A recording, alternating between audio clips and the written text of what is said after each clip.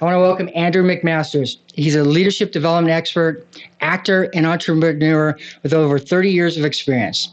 He's worked with Fortune 500 companies like Amazon, Microsoft, GE, and Apple, using experiential learning to strengthen communication, collaboration, and presence. As a founder of a nonprofit theater and author of Listening Without Agenda, Andrew brings creative insight and practical tools to help leaders drive innovation and connection. That's a lot of stuff. Wow, yeah. You've been doing a lot over 30 years. It years. Sounds better than when you say it. Yeah, it does. So your book, Listening Without Agenda, the way I looked at it was it explores the differences between hearing and truly listening, the impact of internal biases, and practical exercise for mindful engagement.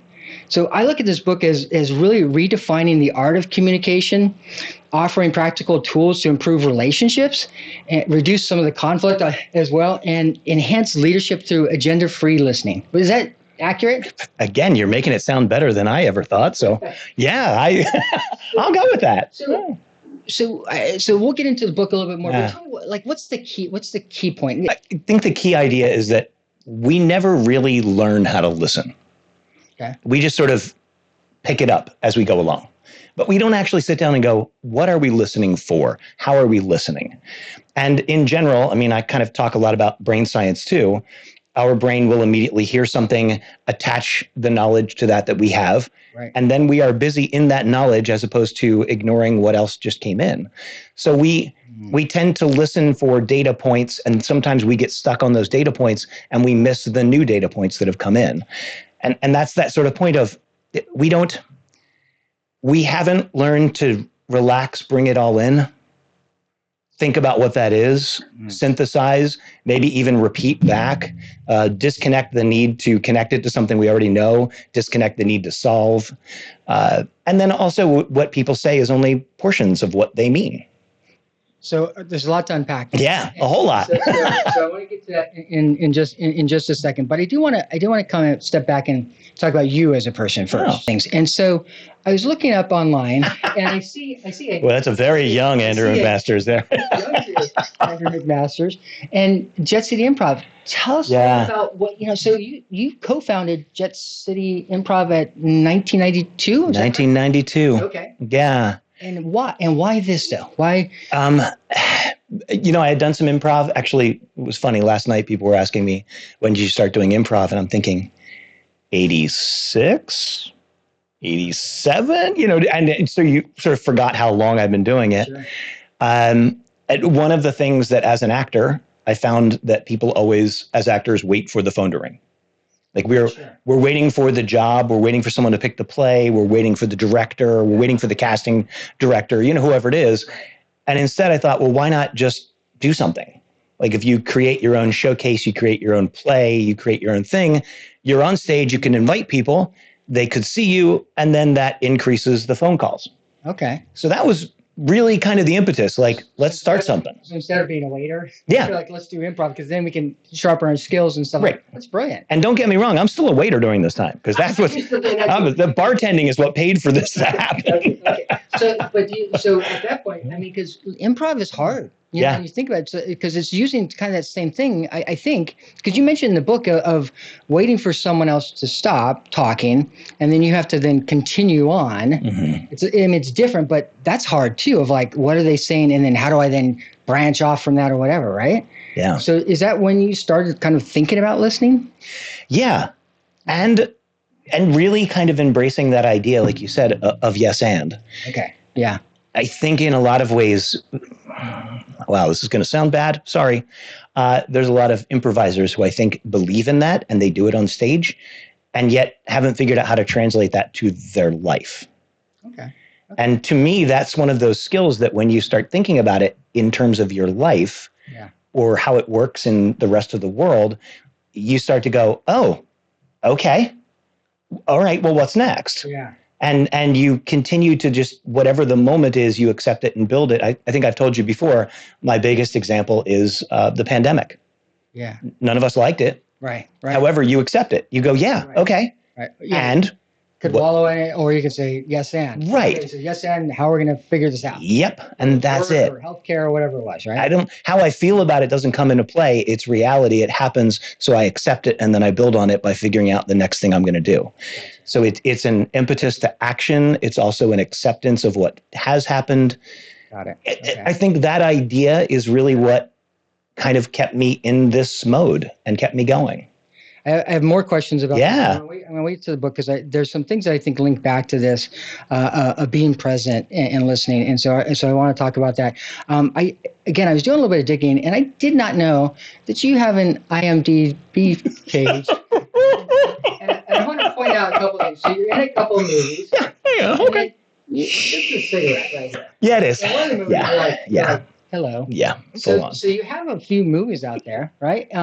And I see that this looked like it was like a little bit of improv, but movie things. Is this something that also? So you spoke about this before. Yeah. You have a degree from the University of Washington. Yes. And so acting is in your blood. Yeah.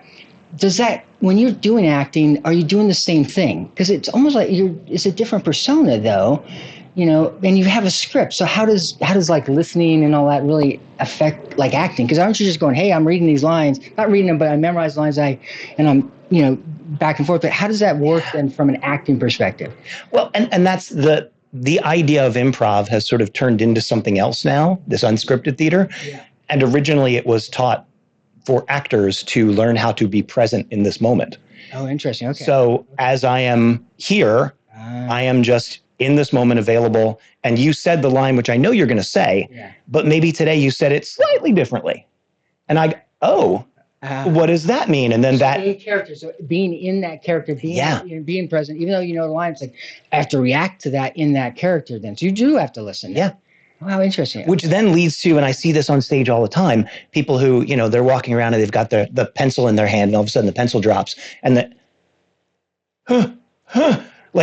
and the audience, the script, right? And the audience is watching the pencil. Everyone, there's a pencil. Exactly, pick it up, as opposed to the improviser, the actor who knows how to improvise, it just goes, oh, yeah, and you know what? While I have this, right. You just whatever happens is the reality. You accept it, you build on it, and you incorporate it into what's happening. So from an actor, you because you're still in character. Yeah. What would that character do? Right. Drop a pencil, right? If a character's grumpy, he's like, God damn it, I picked up the pencil line and keep going, right? Yeah. Yeah. That's brilliant. I love it. And and you're right. It's like, how do you bring that into your real life? So, and again, I'm going to talk a little bit about authenticity, leadership in just a minute. I got one more. I'm scared of these pictures. These are good. You did say nothing was off limits. So here we go. All right. So this one. This one's like, I don't know what you're doing here, and this one's a great one. So I'd love to have you just give us a couple things on these and how it's helped you, to get to where you're at today. This is on stage at Jet City Improv, so doing a show, and one of the things that I used to love to do all the time is I would say, I'd host, so I'd kind of come out and warm the audience up and get them ready, and I'd be like, we need your suggestions, because this is your show. Right. And if you don't like it, it's your fault, right? And that's why we make you pay on the way in. So that was just one of my, I think this is one of those moments where I'm going, and if you don't like it, it's your fault. Yay. And you ask them something, they're like, well, right. And they're all like, So getting involved in the whole thing, right? Though, yeah. How many people would be in the audience? Like on a big, let's say a Friday night where it's, it's packed. How many people are in there? That theater, the Big Yellow Theater, had 150 seats. Okay. And we would do 5 to 6 shows a week. Wow. So that's crazy. We ran, it originally was about 165. We took some seats out, put in a bar because, why not? But we ran fairly high capacity for a lot of things. We were running probably at about maybe 75, 80% capacity for a lot of the shows. Okay. So you're engaging that many people. Yeah.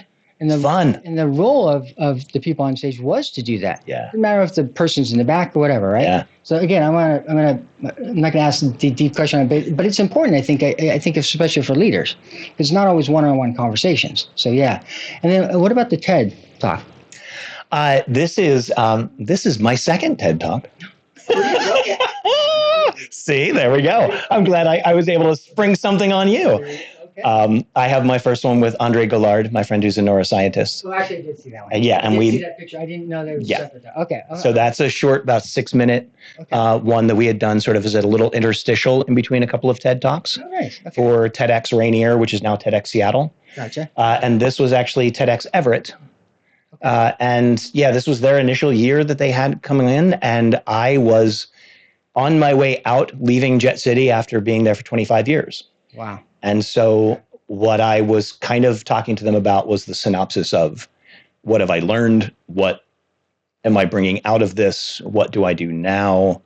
In a lot of ways, this one I think is kind of a love letter to Jet City in some ways. What was the title of it? This one, the intersection of arts, culture, and business. Oh, nice. Okay. Yeah. I remember talking to you about that. What year was that you left Jet City then? October of 2017. Okay. So then, but you were also doing, while at Jet City, you were starting to do some of the leadership development stuff. Yeah, I was. That's when I met you. Is that you were still at Jet City doing some leadership stuff. So I'll go back to this. There is a little pivotal moment.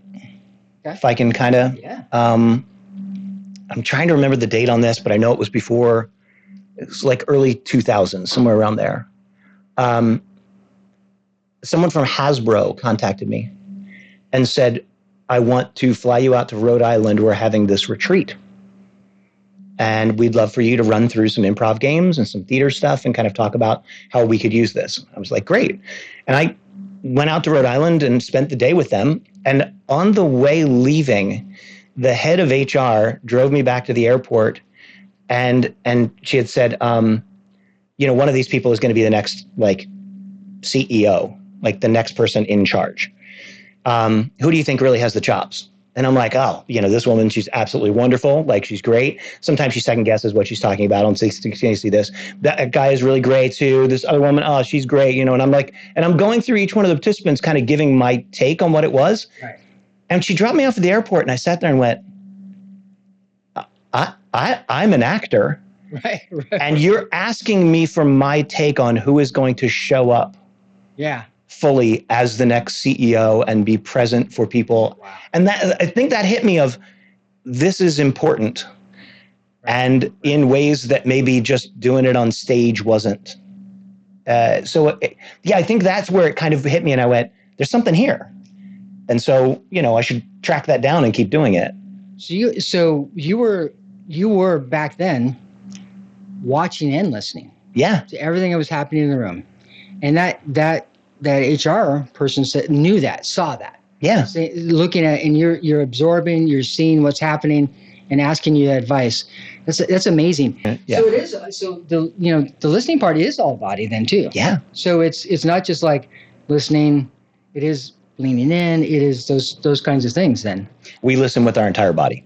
Wow. In so many different ways. Yeah. And all of those things communicate. And again, this is the kind of thing that I think for leaders, this isn't a management skill that people will cover in your MBA, So leaders struggle with this.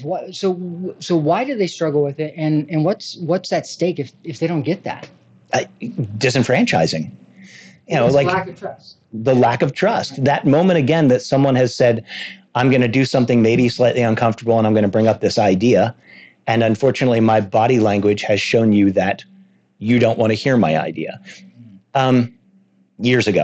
Years and years ago, had a woman who I worked with in Philadelphia who was, she was our boss. We were doing performing groups, and she had a facial tic. That was when she would listen, she would do this every once in a while. We didn't realize that. So we would be, we put together this stuff and we're going to perform for her, and she'd be sitting there going, and we were like, she hates us and she hates this. And then afterwards she'd be like, that was amazing and wonderful. I'm like, that doesn't make sense to me. But we thought she hated us, and we thought she hated what we did. No, in your mind, she's saying no because you're just seeing that. Right, and I'm seeing something else, and I'm not taking into account. Maybe that's just something that happens, or So it's that physical part does affect how I might feel about the conversation, what I believe. A new one that I just read at University of Wharton and University of Pennsylvania the Wharton School, business school. They took actors and they did this test saying, if I agree with you, then afterwards people say, I think they were a great listener. And even if they do all the things of being open and hear and repeating back and do this, but I disagree, they think you're a bad listener. Oh, interesting. So I contacted her and said, well, let's talk about the yes and idea to be able to say, I'm hearing you and this is what I'm hearing and this is what I'm getting. Tell me more about this. Tell me what you care. Tell me what the value is behind it. Tell me this, tell me this. Okay. I disagree because here, let me tell you what I'm thinking of. What I love about what you're saying is these things. And so I think there are ways, bridging that gap between it. But for her, she found that the minute someone disagrees, they're like, oh, that person's a bad listener. Interesting. Yeah. You do write in the book about the difference between the act of listening and the art of listening. Yeah. And for me, it was, when I read that sentence, I was like, oh, what? So break it down for us, and I got it now because I've read the book, but break it down on what that means for leaders in this case. Yeah. I think this actually hit me as I started doing research for the book. Everything that I found, what was training people on how to listen was look intently, nod in appreciation, mirror, smile, mirror the way that they're sitting. Yeah. Like all of these sort of physical tools that I think in some ways are even keeping people from listening less because now they're focusing on, oh, right, I have to smile and nod. Oh, I have to do this. And that was that sort of, people might look at it later and go, oh, yeah, it seemed like they were there. But then afterwards, when I asked them about it, they were like, yeah, I don't know what the hell you said. So right. That act of listening. And I believe a lot of people have that as that's how I listen. This is the way I listen, as opposed to what are you actually hearing?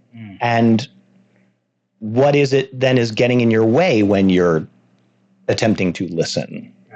Gotcha. Even the simple exercise that I do where I make people, one of the exercises in the book, shut down the automatic responses of saying smile, of smiling, saying, yeah, okay, and just listen. Right. That's it. It is. But it's also getting people to understand, are these things getting in the way? And what is getting in the way? Right. Or are they helping you? And again, there's no right or wrong answers because people are all different. Sure. So it might be people are like, I have to do this because otherwise I can't think. Yeah. And there are other people that are like, oh, no, I could actually focus. So it's really just getting people to understand for you what works. So what are some tools or techniques that leaders can do today just to be more effective at listening? I think the one is literally part of what you just said. The standard mode we have is to solve. Yeah. And we tend to listen to solve when we listen in any way. And that's even someone saying, oh, I had a horrible day. Yeah. And it's like, oh, well, you know what you should have done. We have this default methodology of we are helping. We believe we're doing something right for the other person. And it comes across as condescending or difficult, as opposed to hearing what someone said and saying, oh, man, that sounds like that sucked. Right. What how has the rest of the day been? Or what did you do about it? What have you done to get out of that funk? Just emotionally connect on it rather than data level connect on it. So I had the exercise of, well, one of the things to talk about is you have to give your brain a job because your brain will automatically solve. Our brain will solve, our brain will attach to things we already know. And then I'm waiting to speak because I already know about this and I can't wait to tell you. So we have all these things that our brain does. And that's because we're working with, to be honest, old programming that is this thing that can only evolve at a certain rate, Exactly. So I think one of the things I talk about is giving your brain a job. So if you give your brain the job of, I can repeat back what you said in one sentence. Yeah. Now I'm focused in a different way. And my brain is actually doing something by saying, what am I hearing? What am I hearing? What am I hearing? What am I hearing? Specifically, what's a leadership failure that taught you the most about yourself? Oh, God. Yeah, the millions that I could start on. I talk about it actually in a lot of workshops, and this is just a small failure, but it's one of those pieces. Um, Many times during staff meetings, I would pick up my phone because I would be bored. Well, really bored. Yeah, So I'm bored. You're going through KPIs. Right. Great, wonderful. Thanks for reporting this back. But you know what? Something comes on, and I'm just like, oh, hang on. So you're in a staff meeting of 5, 6 people, and I'm pulling out my phone to look at it. That signals to everyone else, number one, you don't care. Yeah. Number two is I can now look at my phone. I don't have to pay attention. I don't have to pay attention. So when it's my turn, I'll do my thing. But other than that, I can do whatever. And what we were talking about earlier too, I have definitely think this is kind of around the time when I was like, I need to transition out of this theater. I need to no longer be in charge, because I would sit at staff meetings, and people would say, "Okay, well, here's the issue. Well, what do you think, Andrew?" And I'd be like, "Oh, okay. Well, here's this and here's this. Let's think about this. Great." And then I would go away for a week to go do a job, come back, and they'd be like, "Well, we had these problems, but we just sort of waited because we wanted to figure out what." No. I was the pinch point. I was this is where the decision gets made. This is where the answer is, Right. As opposed to figuring out your own answer, Right. And moving forward in the situation, right? Or go ahead and figure this out. 2 smart people over here. Yeah. Figure this out, right? I'll be back in a week, right? And failing horribly. Yeah. Make the bad decision. Okay. Yeah. We'll figure it out. Yeah. Like having that trust. And if you say, we don't know, it's like there's probably people around that could help you with that. Yeah. And maybe, but give them a little bit, maybe a guidance, right? So here's some guidance for you, but they need to learn some of that. Yeah. Yeah. I had one time where I ignored someone's emails, phone calls, and text messages for about 3 days because I was out of town and they were making a decision. Okay. And they just wouldn't make it. And they kept emailing me, and then they kept calling me, and then they kept texting me. And I'm like, I see them. Yeah. I can respond to it. I'm not going to, because I know you need to make the decision on this date, and I'm just going to let you. And they got really angry with me, like I couldn't get in hold of you. And I'm like, no, you couldn't. So what did you do? Well, I made this decision. Great. Right. How'd it go? Well, it worked out. Wonderful. Right. And if it, so I mean, the failure, I saw that, but again, my training as a master's degree in theater didn't teach me how to manage people. Yeah. Yeah. That was not a skill set that I had. I had to figure that out. Big thanks to Andrew Mcmasters for joining us today and reminding us that the best leaders aren't the ones that are always talking the most. They're the ones that are listening the deepest. If today's episode resonated with you, go check out Andrew's book on Amazon.com. Search for his name, Andrew Mcmasters, or look for the book, Listening Without Agenda. It's packed with stories and tools that expand on what we talked about today. It's about listening, the presence you need, and leading with curiosity. Until next time, keep learning, keep questioning, and remember, the best questions often start when we stop trying to steer them.